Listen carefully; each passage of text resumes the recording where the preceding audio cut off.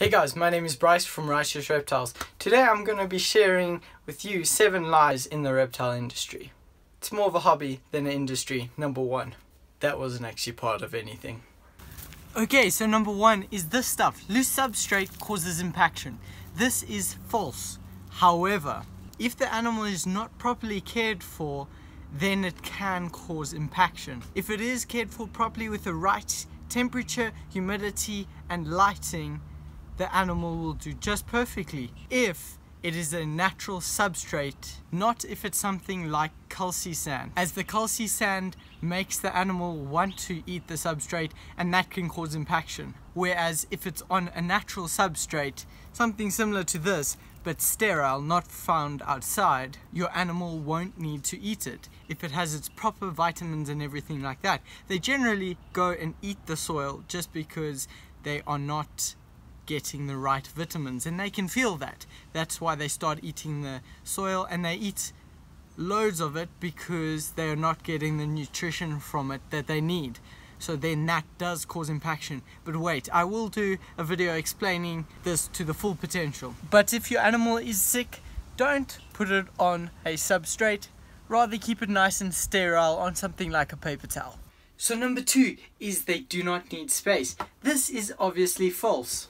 As many people say, a leopard gecko can survive in something this size. Yes, it may be able to survive, but it definitely isn't thriving. As you can see, my leopard gecko has plenty of space in this awesome naturalistic setup. And she tends to thrive a lot better than when she was in a smaller setup. Or even, for that matter, the same setup that wasn't bioactive and naturalistic looking. Yep, I was fooled by this one too. Pretty crazy, right? And that is when you learn that snakes are venomous, not poisonous. You go on and correct everybody who says, "Oh, is that a poisonous snake?" And you say, "No, you don't get any poisonous snakes, only venomous." I'll do a video explaining thoroughly on what the difference is between poison and venom.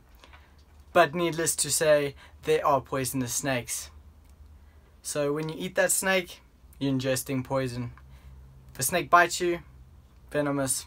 So yes, you get poisonous snakes. They're not that common though. There's no poisonous snakes that I know of in Africa, only venomous.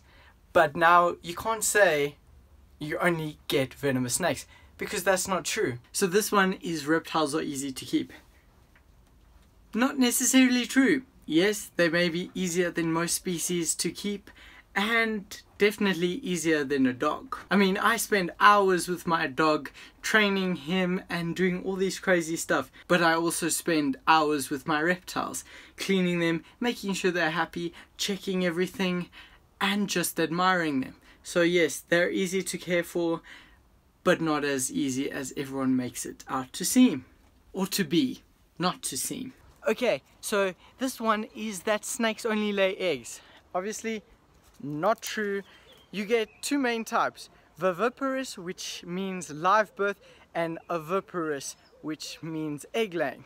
So viviparous, which is the live birth, isn't a true live birth, as there's no umbilical cord connected to the mother. It's just an egg that is formed inside her, and she incubates them herself. The eggs never come out and never form a shell. Basic explanation of what viviparous means.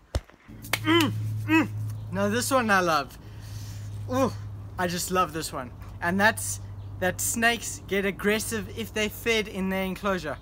Don't you just love this? Ooh, now seriously guys, one of the myths is that you have to feed your snake in one of these things in order for it not to become aggressive. Let me tell you, I'm going to make a full video explaining a few things on why this is really bonkers. It's not true. Let me just let you in on that. You don't need to feed your snake in a separate enclosure. It's a lie!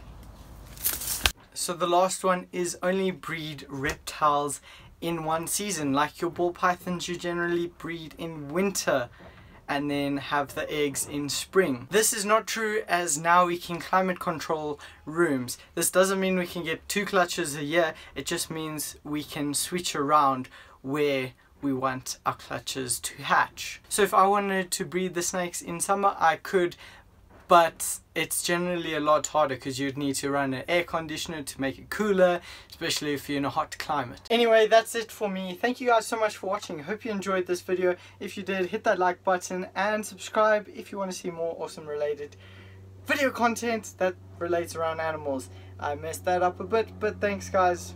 Bye from Righteous Reptiles. Have an awesome day. Cheers.